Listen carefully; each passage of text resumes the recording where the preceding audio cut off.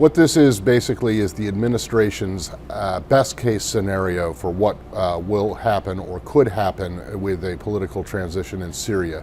It's very aspirational, but it is based on the plan that was agreed to in Vienna in November by about 20 countries.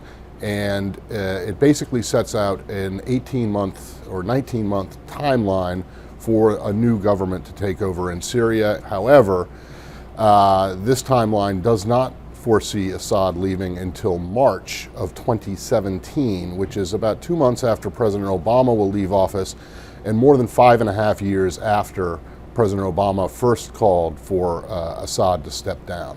I think the fact that the administration foresees Assad outlasting Obama in office is probably not something that the administration or the president himself is going to like. As we've seen with the recent tensions between Saudi Arabia and Iran, who were both key players in these negotiations, things aren't going so well.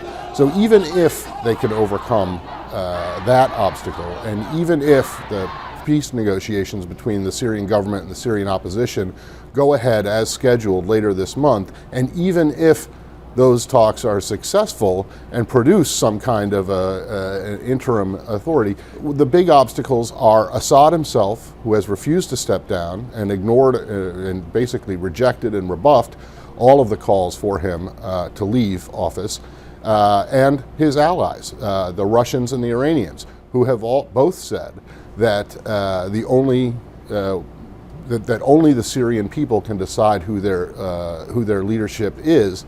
So this, in essence, would leave Assad in power for another more than a year, and it's certainly not going to please the Saudis, the opposition, the Syrian opposition themselves, or other countries like the Turks, who have also been demanding that Assad leave sooner rather than later. But we're more than a year away, more than 365 days away from when Assad will actually leave in the best case scenario. And remember that no one else has agreed to this timeline. This is just a U.S. best case scenario.